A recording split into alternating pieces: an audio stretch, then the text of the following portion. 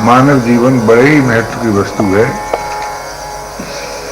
कारण कि इस जीवन में सत्य को स्वीकार करने की स्वाधीनता है। सत्य को स्वीकार करने मात्र से असाधन का नाश होता है, साधन की अभिव्यक्ति होती है, साधन और जीवन में अभिन्नता होती है। अब प्रश्न यह उत्पन्न होता है कि फिर हम क्यों नहीं शीघ्र साधन निष्ठ होकर साध्य से अभिन्न हो जाते। तो मुझे ऐसा लगता है कि परिस्थिति के आश्रय को लेकर जो हम सुख भोगते हैं उसका प्रलोभन हमें सत्य को स्वीकार नहीं करने देता। परिस्थिति का सहयोग कह दो, दृश्य का सहयोग कह दो दार्शनिक भाषा में, कि दृश्य के सहयोग से जो हम सुख का भोग करते हैं, यही हमारा एक ऐसा प्रमाद है कि हमें सत्य को स्वीकार नहीं करने देता। यद्यपि सुख के भोगी को भयंकर दुख भोगना पड़ता है, और जब तक सुख का भोग करता रहेगा तब तक अनादि काल तक, अनंत काल तक दुख ही भोगना पड़ेगा। केवल जड़ता में लय होने मात्र से दुख की मात्रा कुछ घटेगी पर मिटेगी नहीं। अगर ये वैधानिक तथ्य हम स्वीकार कर लें कि भाई भयंकर दुख से बचना है तो सुख का भोग मत करो, और जिसके जीवन में सुख भोग का प्रलोभन नहीं रहता उसका दृश्य से संबंध टूट जाता है। अपने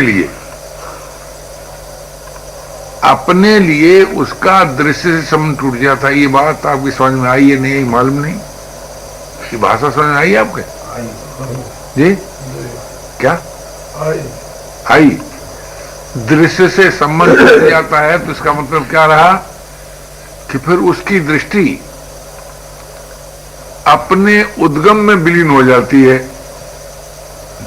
और जब साधक की दृष्टि दृश्य से विमुख होकर अपने उद्गम में विलीन हो जाती है तब वो अपने में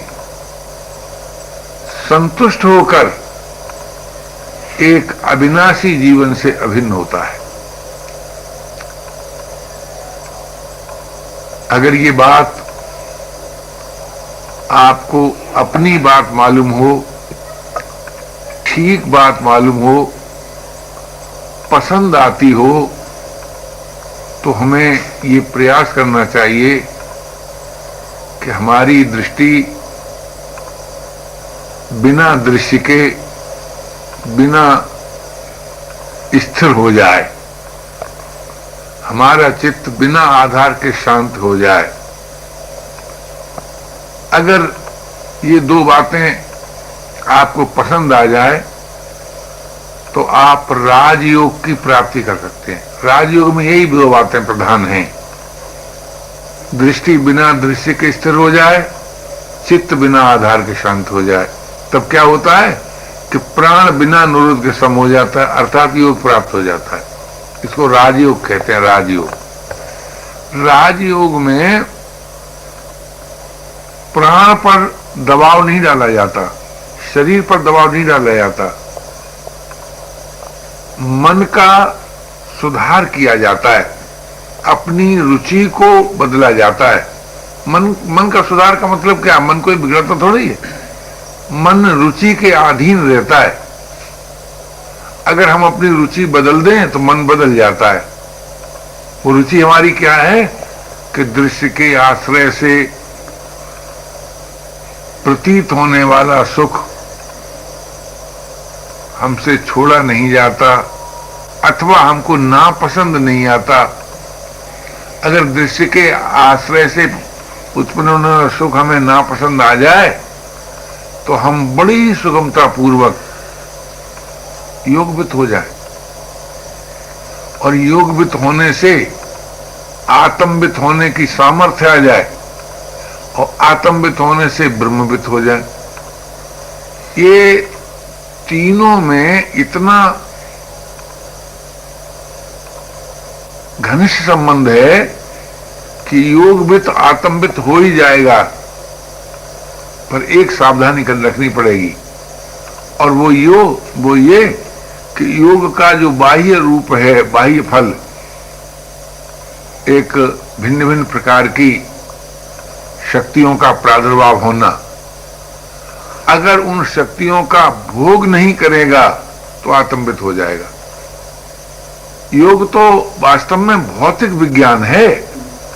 योग का जो बाह्य रूप है वो भौतिक विज्ञान है। भौतिक विज्ञान की चरम सीमा योग से ही, योग में ही जाकर होती है। अलौकिक शक्तियों का प्राप्त हो जाना, कामना पूर्ति की सामर्थ्य का आ जाना इत्यादि। यद्यपि योग का जो उत्तर पक्ष है वो कामना निवृत्ति की प्रेरणा देता है, लेकिन पूर्व पक्ष जो है वो कामना पूर्ति की दिव्य शक्तियों की प्रेरणा देता है, इन्हीं उसे प्राप्त होती हैं। तो हमें किसी प्रकार के दृश्य का सहयोग नहीं चाहिए अपने लिए। अगर ये बात दृढ़ता के साथ हम पसंद कर लें तो वियोग का भय भी जाता रहेगा और नित्य योग भी प्राप्त हो जाएगा। ये योग का उत्तर पक्ष है, नित्य योग प्राप्त हो जाना।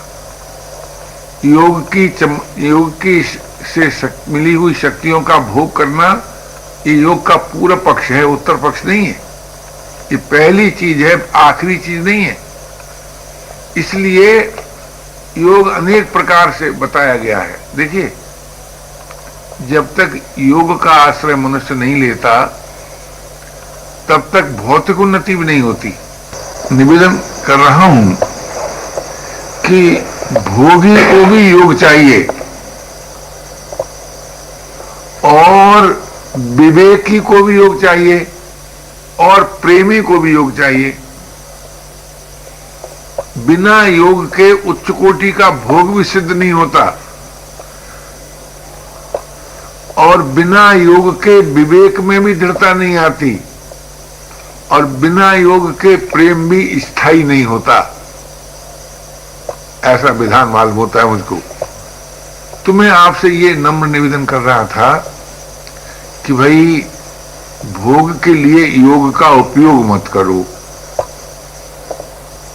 अगर हम भोग के लिए योग का उपयोग नहीं करेंगे तो बोध और प्रेम की प्राप्ति हो जाएगी अपने आप, क्योंकि जिससे दूरी नहीं रहती उससे भेद भी नहीं रहता और जिससे भेद नहीं रहता उससे भिन्नता नहीं रहती। तो जो वास्तविक जीवन है या मानव का जो चरम लक्ष्य है उससे दूरी न रहे, उससे भेद न रहे, उससे भिन्नता न रहे, अथवा यूं कहो कि जिससे हमारी दूरी हो ही नहीं सकती, भेद और भिन्नता हो ही नहीं सकती, वही हमारा आपका अपना है और वही वास्तविक जीवन है। तो आप किसी दृश्य से के साथ ये बात नहीं लगा सकते। ऐसा कोई दृश्य आपको नहीं मिलेगा जिससे दूरी, किसी न किसी अंश में दूरी न रहे, भेद और भिन्नता न रहे। क्या राय है? ये बात समझ में आती है? कोई दृश्य ऐसा हो सकता है जिससे सर्वांश में दूरी, भेद और भिन्नता नाश हो जाए? जी, हो ही नहीं सकता। अब देखिए, आप ये बोल रहे हैं अपने अनुभव के आधार पर बोल रहे हैं, ये सीख करके नहीं बोल रहे हैं, ये किसी प्रमाण के आधार पर नहीं बोल रहे हैं। फिर अपने अनुभव का आप अनादर न करें, जिससे हमारी कभी किसी अंश में भी दूरी रहती है, उससे सदा के लिए दूरी हो जाती है। अलग कौन होता है? जो अलग है। मिलता कौन है? जो मिला है। अगर ये बात आपको अपनी बात जच जाए, ये रहस्य स्पष्ट हो जाए कि जो अलग है सोई अलग होगा। और देखिए, इस बात को हम स्वीकार नहीं करते तो क्या होता है? किसी प्रियजन का शरीर छूट गया, अब लोग दुखी हो रहे हैं। अब सोचो तो सही, वो प्रियजन का शरीर तुमसे अलग था कि नहीं? गहरी नींद में नित्य अलग होते हैं हम एक दूसरे से कि नहीं? क्या राय है?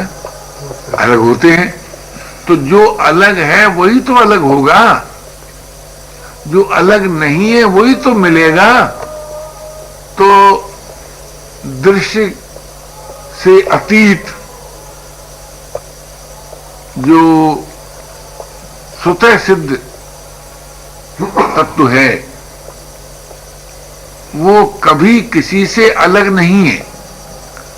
अतः उसी की प्राप्ति होगी।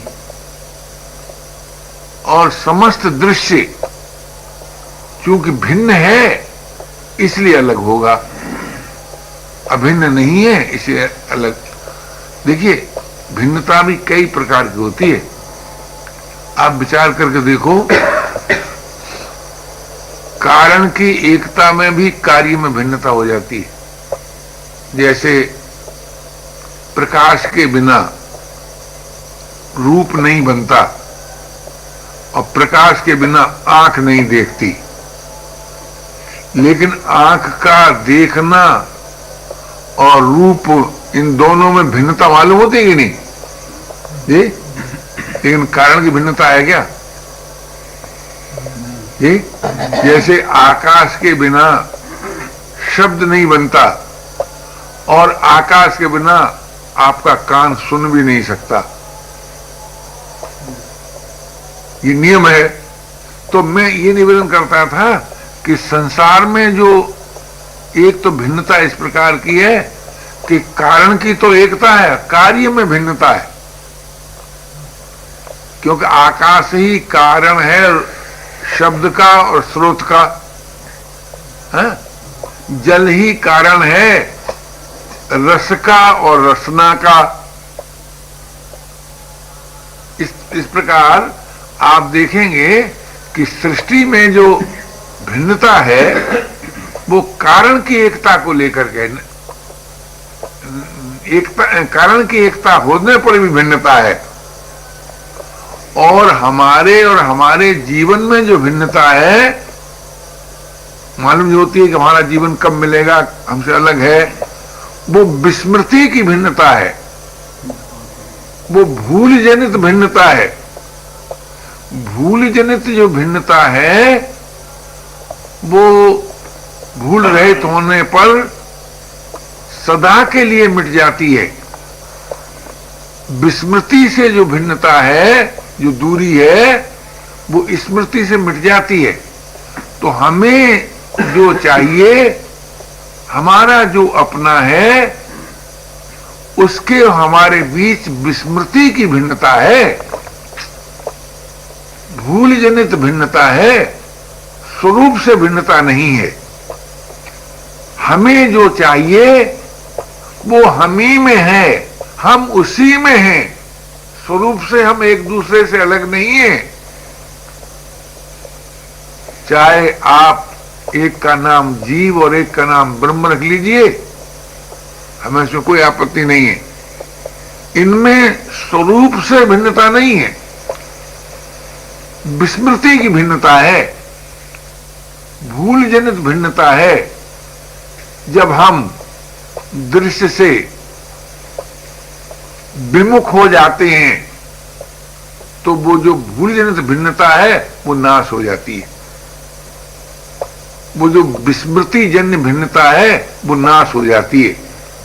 तो मैं ये निवेदन कर रहा था कि अगर आपको ये बात समझ में आ जाए कि मानव जीवन की सबसे बड़ी विशेषता है, तो इसी बात में है कि वो अनंत परमात्मा से अभिन्न हो सकता है और जगत से सर्वदा ही भिन्न है। परंतु हम प्रमादवश स्वयं आंख से तद्रूप होकर रूप का भोग करते हैं, कान से तद्रूप होकर शब्द का भोग करते हैं, त्वचा से तद्रूप होकर स्पर्श का भोग करते हैं, रसना से तद्रूप होकर रस का भोग करते हैं और नासिका से तद्रूप होकर उसका गंध का भोग करते हैं। तो ये जो भोग है, ये भोग और भोगने की शक्ति और भोगता, इन तीनों में कारण की एकता है, कार्य की भिन्नता है। और हमारे में और परमात्मा में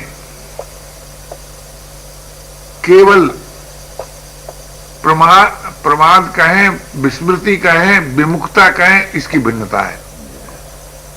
अगर ये बात आपकी को जैसे रुचे तो इस पर थोड़ा मनन कीजिए और इस संबंध में किसी भाई कोई संदेह उठे तो प्रश्न कीजिए, उस पर विचार किया जाए, क्योंकि परस्पर विचार विनिमय करने से भी सत्य का बोध होता है। तो मैं ये निवेदन कर रहा था कि हम और आप साधक हैं, साध्य से हमारी जाति एकता है, नित्य संबंध है, आत्मीय संबंध है साध्य से, और किसी से न हमारी जाति एकता है, न नित्य संबंध है, न आत्मीय संबंध है। साध्य किसे कहते हैं? जो सभी का आराध्य है, जो सभी का आराध्य है वही साध्य है। सभी का आराध्य क्या है? कि जिसे पाकर फिर और कुछ पाना शेष नहीं रहता, वही सभी का आराध्य है। तो मैं आपसे ये निवेदन कर रहा था, हम और हमारा आराध्य एक जाति के हैं, हमारा और आराध्य का नित्य संबंध है, हमारा और आराध्य का आत्मीय संबंध है। लेकिन हमारा और दृश्य का न जातीय एकता है, न नित्य संबंध है, न आत्मीय संबंध है। आप थोड़ा स्थूल दृष्टि से भी सोचिए तो आपको ये बात माननी पड़ जाएगी कि दृश्य के परिवर्तन का अनुभव आपको होता है, लेकिन कभी किसी को अपने परिवर्तन का अनुभव नहीं होता। हम अपने में जो परिवर्तन आरोप करते हैं वो दृश्य से तद्रूप होकर करते हैं। अगर हम दृश्य से तद्रूप न हो तो अपने में परिवर्तन का आरोप कोई कर ही नहीं सकता। लेकिन दृश्य के परिवर्तन का अनुभव सभी को होता है। आप नहीं कह सकते कि जिस दृश्य को आप एक बार देख लेते हैं, दोबारा देखने का अवसर आते ही उसमें परिवर्तन नहीं हो जाता। कोई वैज्ञानिक सिद्ध कर सकता है? कोई नहीं सिद्ध कर सकता। समस्त वैज्ञानिकों को ये बात मालूम पड़ती है कि दृश्य की अनुभूति एक बार होती है, दोबारा होती नहीं। लेकिन हम उस अनुभूति की सत्यता को पकड़ लेते हैं, उसकी सुखरूपता को पकड़ लेते हैं, इसलिए हमें मालूम होता है कि ये वही वस्तु है जिसके द्वारा कल हमको बड़ा सुख मिला था।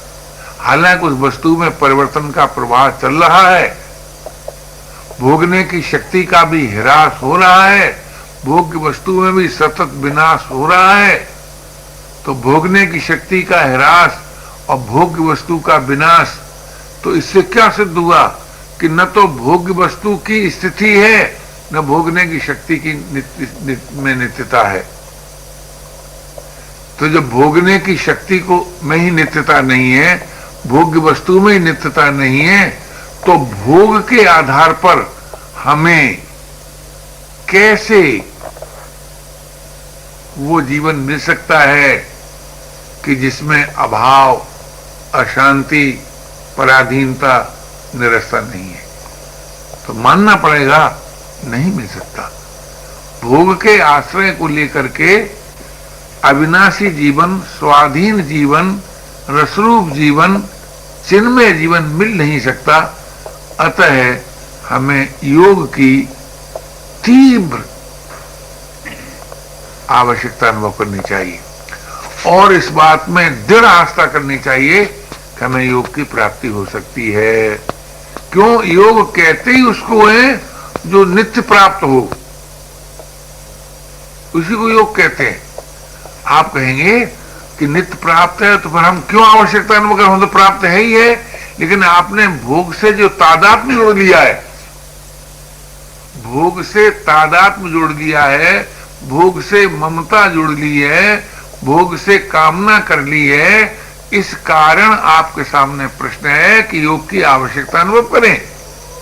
और भोग की ममता, कामना और तादात्म्य तोड़ दें तो आपको कोई योग से तो दूरी हुई नहीं कभी। तो आज मौलिक प्रश्न हमारे सामने भोग की रुचि के नाश का है और कोई मौलिक प्रश्न नहीं है। उस भोग की रुचि को नाश करने के लिए ही हमें मिले हुए शरीर के द्वारा परिवार की, समाज की, संसार की सेवा करना है। भोग की रुचि है, भोग नहीं करना, सेवा करना। सेवा क्या है? सेवा में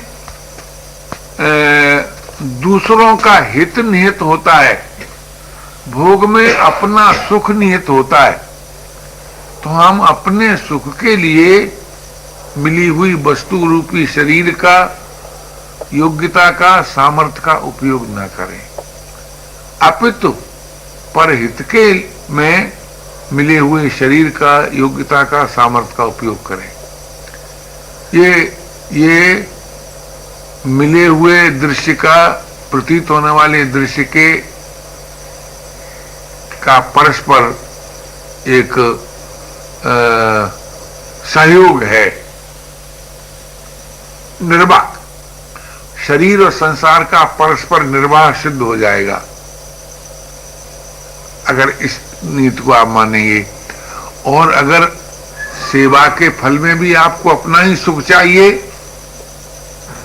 तो ये बात नहीं होगी कि सेवा और त्याग से आपको प्रेम तत्व की प्राप्ति होगी। और प्रेम तत्व की प्राप्ति से ही आपके जीवन में पूर्णता होगी।